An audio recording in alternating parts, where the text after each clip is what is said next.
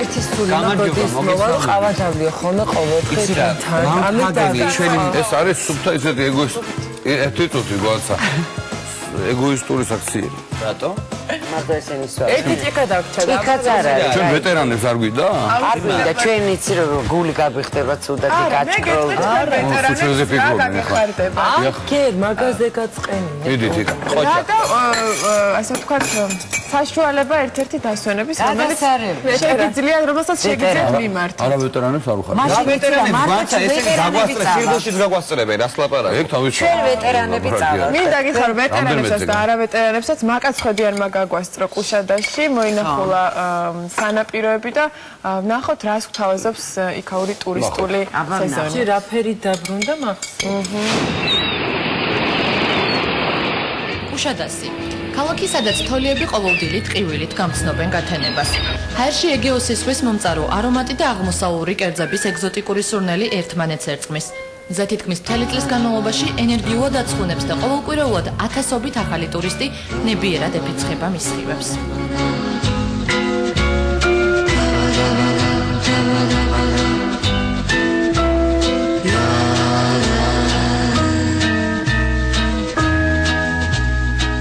ეგეოსის ზღვის სანაპიროზე მდებარე ერთ-ერთი ყველაზე მიმზიდველი ქალაქი კუშადასი თითქმის მთელი წლის განმავლობაში მასპინძლობს ტურისტებს.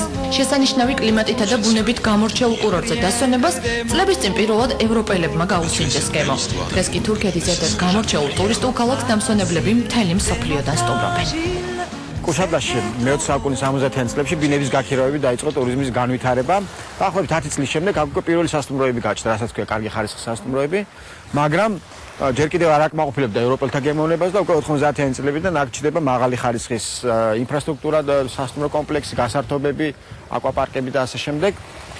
და ამით ინტერესდებიან უკვე ყოფილი საბჭოთა კავშირის მოქალაქეები და ნელ-ნელა იწყებენ ჩამოსვლას, მათ შორის არიან ქართველები. რა მოწოთ კუშადასში? კუშადასში არის კარგი ხანგრძლივი ამინდები, არის კარგი ზღვა და რაც თავარია ისტორია. ისტორია, რომელთაც ცოცხლობს არა მარტო აქაურობა, არამედ მთლიანად ეს ყოფილი ბიზანტიის ტერიტორია. ხმელთაშუა ზღვის ზომიერი კლიმატი ხანგრძლივ საზღვაო ტურისტულ სეზონს უზრუნველყოფს.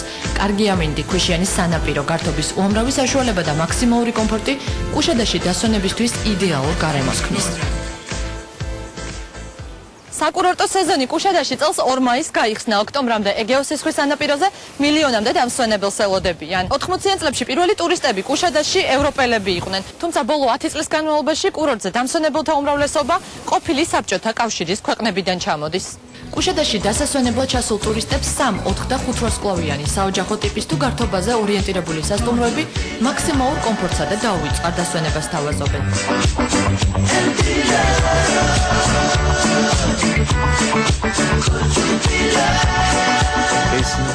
ჩვენი სასტუმრო კუშადასში ერთ-ერთ საუკეთესო ადგილზეა გათავსებული. ის უკვე 23 წლისაა, თუმცა ყოველ წელს ხდება როგორც ოთახების, ისე ზოგადად ინფრასტრუქტურის რეინოვაცია. ჩვენ მუშაობთ all-inclusive-ის პრინციპით. სასტუმრო მთელი სეზონის განმავლობაში ღიაა. ზაფხულში უამრავ ტურისტს ვიღებთ როგორც ევროპის, ისე ესეთ ქვეყნებიდან. მოხარულები ვართ, რომ ქართულ ტურისტებსაც მასპინძლობთ. პირველი ჩარტერული რეისი თბილისი კუშადასის მიმართულებით ივნისის დასაწყისში საერთაშორისო ტუროპერატორმა პეგას ტურისტიკმა განახორციელა. პირველად საქართველოში პეგას ტურისტიკი ქართველ დამცველებს თავაზობს პირდაპირ ჩარტერულ რეისებს კუშადასის მიმართულებით. ულამაზესი ეგეოსის სანაპირო ელოდება ქართველ ტურისტებს ივნისის დასაწყისიდან. კომპანია პეგას ტურისტიკის მომსახურებას მსოფლიოს სხვადასხვა ქვეყნიდან ჩასული დამსვენებლები ერთდროულად უმაღლესი ხარისხისა და ხელმისაწვდომი ფასის გამოირჩევენ. Güzel Ege bölgesinden. მოხარულები ვართ, რომ საქართველოდან იზმირის მიმართულებით პირველი ჩარტერული რეისები დაინიშნა. ეს დიდი კომფორტია კუშადასში დასვენების მსურველებისთვის. ჩვენ პეგას ტურისტიკის მთელი გუნდი დიდი სიხარულით ველით ქართულ დამსვენებლებს და ვპირდებით მათ, რომ დაუვიწყარი დღეები ელით თურქეთის ამ ულამაზეს რეგიონში. კუშადასში დასასვენებლად ჩასული ტურისტებისთვის ერთ-ერთი ძირითადი საექსკურსიო მიმართულება თურქეთის დასავლეთ ნაწილში ეგეოსის ზღვის ნაპირზე გაშენებული ქალაქი იზმირია.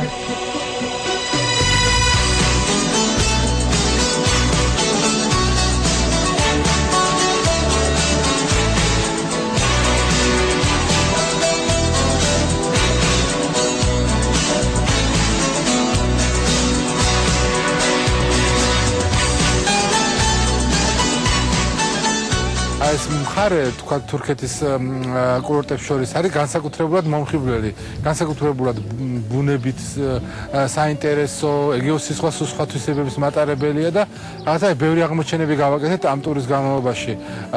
როგორც ისტორიული, ასევე როგორც ისტორიული შემეცნებითი, ასევე რაღაც დასვენების კუთხით. კუშადაში დასასვენებლად ჩასული იზმირის რეგიონის დათვალიერებასაც არ დაიზარებთ, რომელიმე ადგილობრივ სოფელს ესტუმრეთ. სწორედ ასეთ ადგილებში შეიგრძნობთ სრულყოფილად თურქეთის პროვინციის ეგზოტიკას.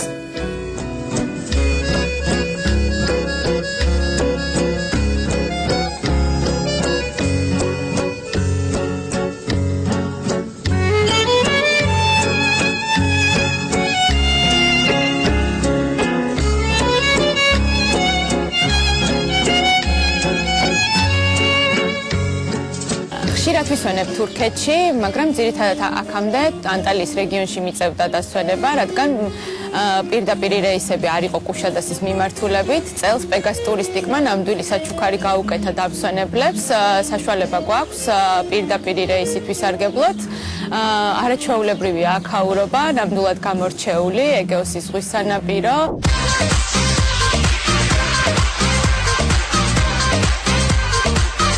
დამსვენებლებს, რომლებიც ზაფხულში მაქსიმალურ კომფორტს, შთამბეჭდავ გარემოსა და გარანტირებულ მზიან-ამინდს ეძებენ, კუშადასის მიმართულებით პირდაპირ ფრენა ივნისიდან კვირაში ერთხელ შეუძლიათ.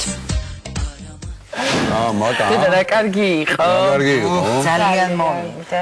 მეტი გააკეთე. ყველაზე დიდი კომფორტი, როდესაც მოგზაურობ, ეს არის პირდაპირ რეისი. რაღაცა მაკაც ხვანაერი იყო. ამაზე მეტი კომფორტი ფაქტობრივად არ არის. მაკაც როგორი ხვანაერი იყო. იქნებოდა დიმა სხვანაირი დასვენებული. კარგი რა. კარგია კუშადას, მაგრამ ქართული ამბებიც გავიკეთე. რა ხდება? აბა ქართველი არტისტი გაერთიანდა საქველმოქმედო საგანმანათლებლო მიზნით. და გაერთიანება ხდება ფესტივალ პოემუსის ფარგლებში. შაშანი მქონდათ მე მგონი კი, წელს მეორე ის შედგება, მეორეჯერ გაიმართება ეს ფესტივალი.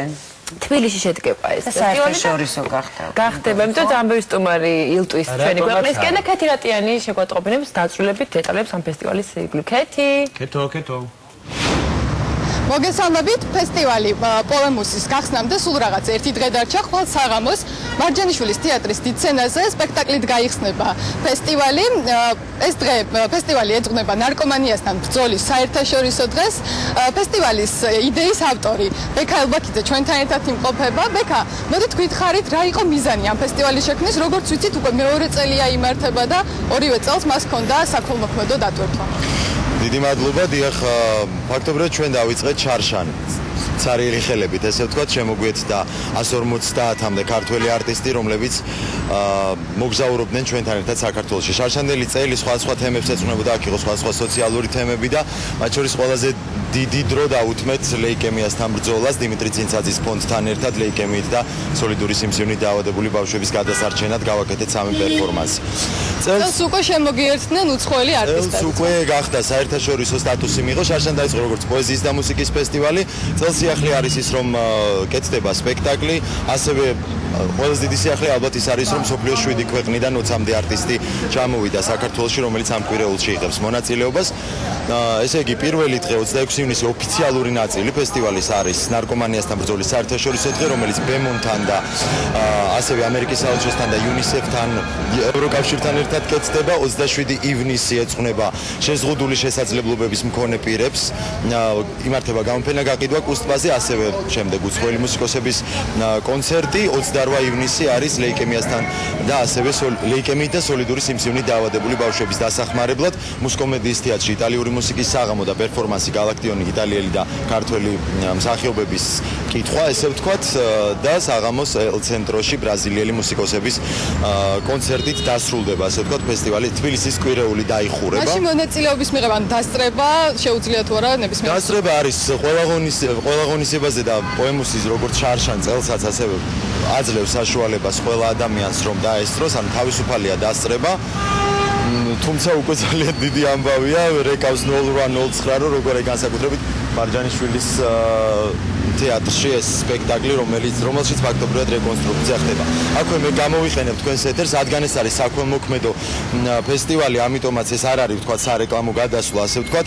დიდ მადლობას გადაუხდი მერიის კულტურულ ღონისძიებათა ცენტრს, რომელიც არის კვირეულის გენერალური სპონსორი, სასტუმრო კრომ პალასი, რომელიც უსასყიდლოდ მასპინძლობს ფესტივალის უცხოელ მონაწილეებს და ძალიან დიდი მადლობა მარჯანიშვილის და მუსკომედიის თეატრებს, რომლებმაც ასევე არენდის გარეშე დაგვითმეს თეატრი. მოდით უცხოელ არტისტებს დაუბრუნდეთ ისე, როგორ მოხდა მათი მოწვევა და რამდენად მნიშვნელოვანია რომ უკვე ჩაერთნენ აი ამ პროექტში. ისინი რა თქმა უნდა ჰონორარის გარეშე იღებენ ამაში მონაწილეობას, ესეც აღსანიშნავია. მათი ჩართვა მოხდა პირადი კონტაქტებით, მე შევთავაზე მათ და რა თქმა უნდა მათგან იყო თანხმობა, როცა გაიგეს რა თემებზე უწევდათ მათ ამ კვირეულში მონაწილეობის მიღება. აქვე ვიტყვი იმასაც, რომ აქ არ არის მონიკა ბელუჩი ჩამოსული, მაგრამ არიან საკმაოდ ნიჭიერი, პროფესიონალი მსახიობები და ძალიან საინტერესო მუსიკოსები, რომელსაც ქართველი მაყურებელი ამ კვირაში გაიცნობს. ესე იგი, როგორც უკვე აღნიშნე, ხვალ შედგება ფესტივალზე, ასე ვთქვათ, გაიხსნება ფესტივალი სპექტაკლით, პერფორმანსი, სპექტაკლი. ესე ჩვენთან ერთად იმყოფება რეჟისორი მისი, იოსებ ბაკურაძე.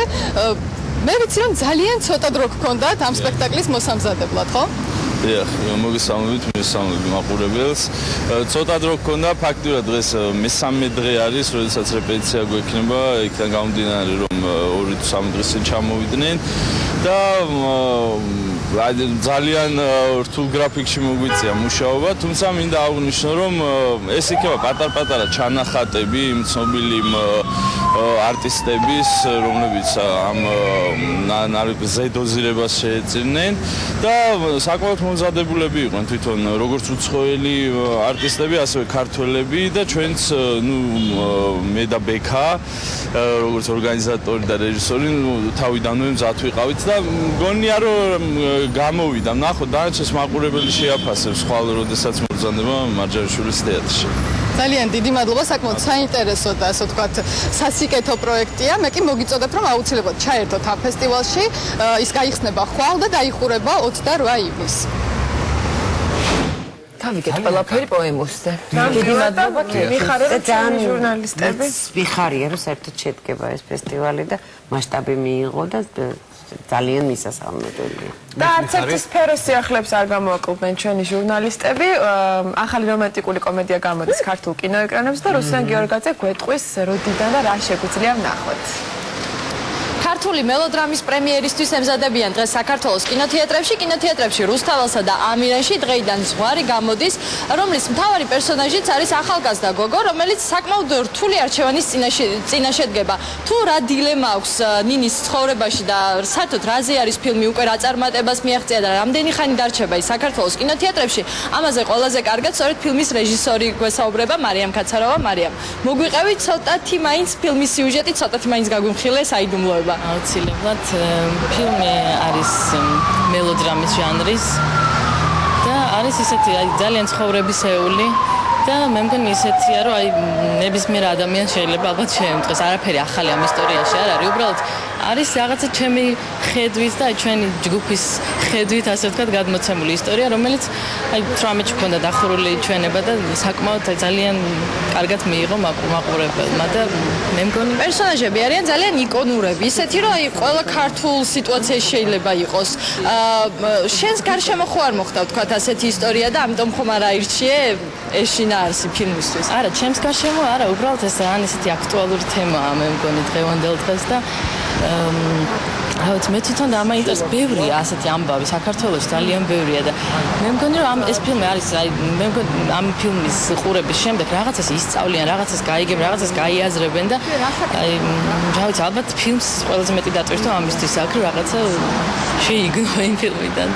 ფილმი არის მინიმალური ბიუჯეტით გადაღებული, ძალიან ცოტა თანხით და უკვე მიაღწია წარმატებას. მოგვიყევი უკვე რა წარმატებას აქვს აქამდე მიღწეული და კიდევ როგორ გრძელდება ფილმის საფესტივალო ცხოვრება. ნოლი, აბსოლუტური ნოლი ბიუჯეტია. ერთადერთი არის ესეთი ალიანს ჯგუფი ჰოლდინგი, რომელმაც მხარდაჭერა გაგვიკეთა უბრალოდ აპარატურით და ძალიან დიდი მადლობა მათ, იმიტომ რომ ვერაფერს ვერ შევძლებდით ხონერად და წარმატებას რაც შეეხება გქონდა წარგებული ფესტივალზე რუსეთში, რომელიც სტარდება 23 წელიწადია უკვე და 35 ქვეყანა იღებს მონაწილეობას და ეს 75 სრულმეტრაჟიანი ფილმიდან მხოლოდ 5 ფილმი დააჯილდოვდა და ერთ-ერთი იყო ჩვენი ფილმი საკმაოდ სერიოზული, ასე ვთქვათ, პრიზით და ძალიან დიდი გამოხმაურება და ძალიან დიდი მოწონება დაიმსახურა და მე ძალიან მიხარია. როგორია გეგმები? როგორც ვიცი, მიდიხარ მექსიკაში და ასევე იტალიაში ერთ-ერთ ყველაზე პრესტიჟულ რომის კინოფესტივალზე დამტკიცებულია უკვე რომ მიმონაწილეებს. დამტკიცებულია კი, მექსიკაში არის ფესტივალი ივლისის ბოლოს და მიმოგზავრებთ, არ ვიცი ხა ჯგუფიდან რამდენი ადამიანი მიმოგზავრებით, მაგრამ ფაქტია რომ ფილმი მონაწილეობს და ასევე იტალიაში და ასევე კიდე გვაქვს გაგზავნილი უამრავ ფესტივალებზე, საიდანაც ველოდებით პასუხებს და ალბათ მოვივლით მსოფლიოს. როგორ შეაფასებს უკვე ფილმს ქართველი მაყურებელი? დახურულ ჩვენებაზე უკვე მოყვა დადებით შეფასება უკვე პროფესიონალების მხრიდან, კინომცოდნეების მხრიდან. ჩვეულებრივი მაყურებელი შენი აზრით როგორ მიიღებს ამ ყველაფერს?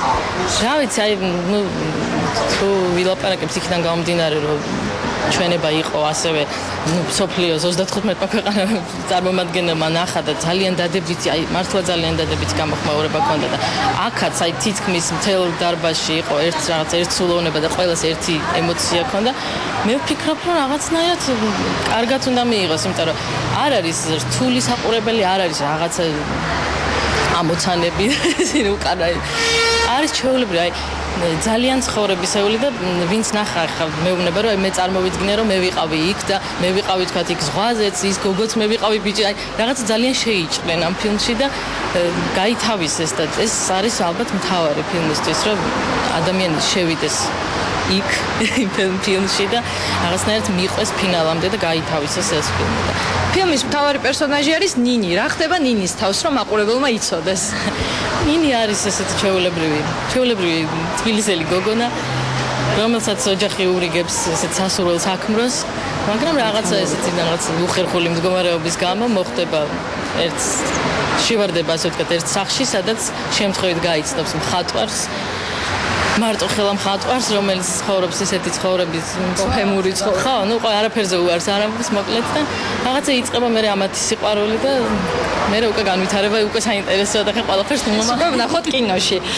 ზღვარი დღეიდან ხვალიდან გამოდის საქართველოს კინოთეატრებში, 2 კვირის განმავლობაში დარჩება ჩვენს კინოეკრანებზე და აუცილებლად მოასწარით რომ გაიგოთ როგორ დასრულდება ნინის სასიყვარულო ისტორია.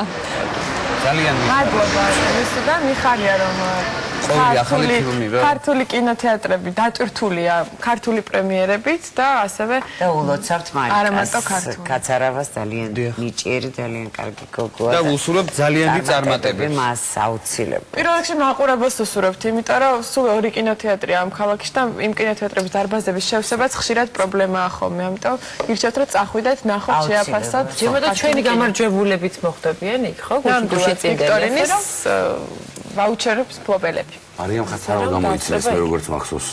ხო, ძალიან. რეჟისორი იცოდნენ, როთავარონის შესრულებით იცოდნენ. ძალიან კარგად მღერის კიდევაც. ყველას კარგად გვახსოვს. ყველას ძალიან კარგად. ხარდაჭერა ჭირდება. ესეთ ფილმებს ახალგაზრდა ხალხს რომელიც ამას აკეთებს ხარდაჭერა ჭირდება. ხარდაჭერა არის თქვა ჯერო საუბრობთ ეხლა, მაგრამ თავარი ხარდაჭერა არის მისლა კინოთეატრში. რა ვიცი. აი ესეთი განცხადება გავაკეთე. ინფორმატიული იყო ჩვენი გადაცემის მე ძალიან აქტიური ვიყო. რამდენიმე მიმართულებით. ცოდიანი არასოდეს დამავიწყდება. კარგი, მაშინ გაგვიყვანე მაგ რეკლამაზე. ავიდეთ მოდი რეკლამაზე.